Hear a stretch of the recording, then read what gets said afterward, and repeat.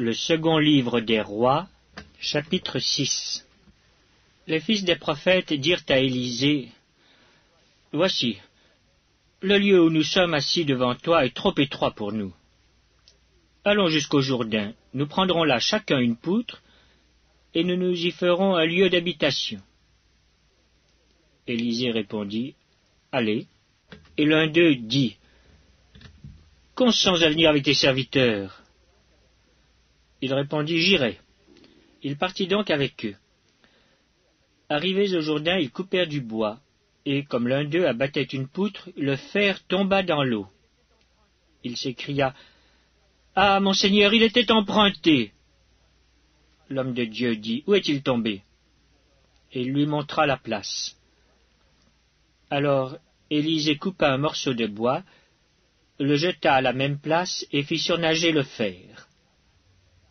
Puis il dit, « Enlève-le !» Et il avança la main et le prit.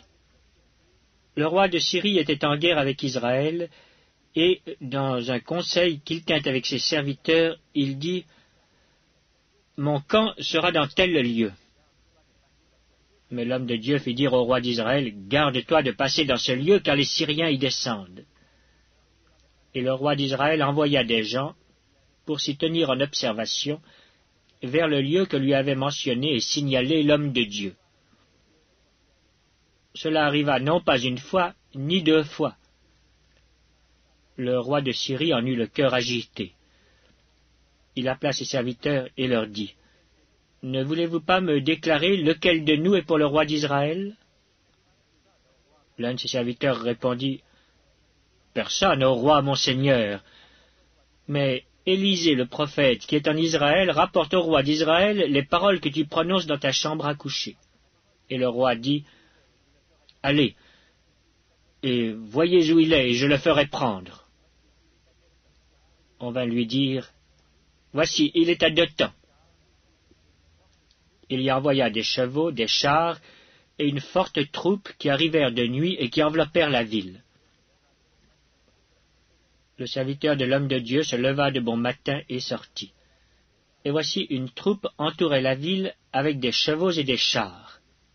Et le serviteur dit à l'homme de Dieu, « Ah, mon Seigneur, comment irons-nous » Il répondit, « Ne crains point, car ceux qui sont avec nous sont en plus grand nombre que ceux qui sont avec eux. » Élisée pria et dit, « Éternel, ouvre ses yeux pour qu'il voie. » Et l'Éternel ouvrit les yeux du serviteur, qui vit la montagne pleine de chevaux et de chars de feu autour d'Élisée. Les Syriens descendirent vers Élisée.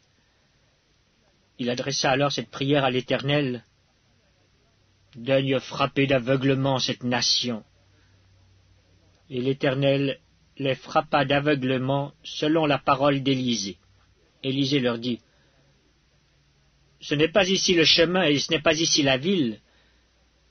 Suivez-moi et je vous conduirai vers l'homme que vous cherchez. » Et il les conduisit à Samarie. Lorsqu'ils furent entrés dans Samarie, Élisée dit, « Éternel, ouvre les yeux de ces gens pour qu'ils voient. » Et l'Éternel ouvrit leurs yeux, et ils virent qu'ils étaient au milieu de Samarie.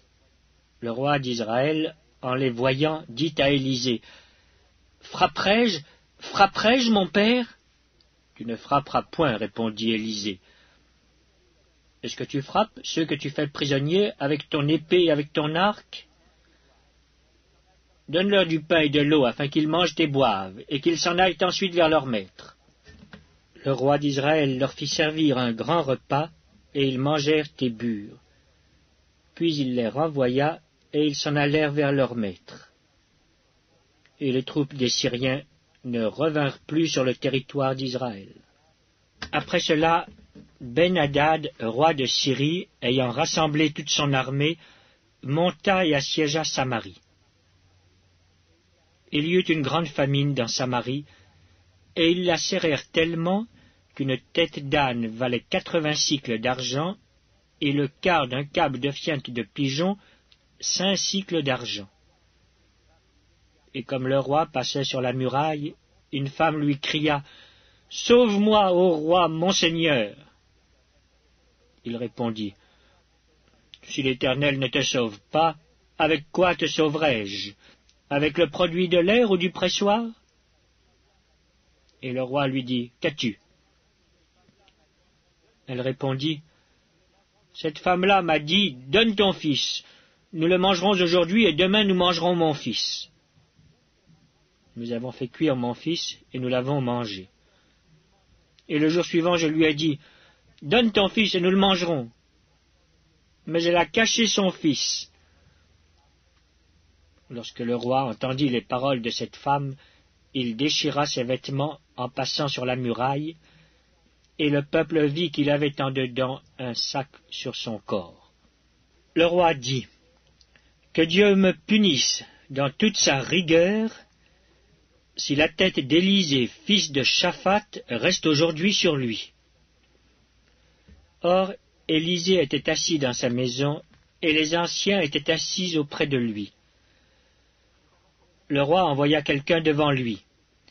Mais avant que le messager fût arrivé, Élisée dit aux anciens, « Voyez-vous que ce fils d'assassin envoie quelqu'un pour m'ôter la tête? Écoutez, quand le messager viendra, fermez la porte et repoussez-le avec la porte. » Le bruit des pas de son maître ne se fait-il pas entendre derrière lui?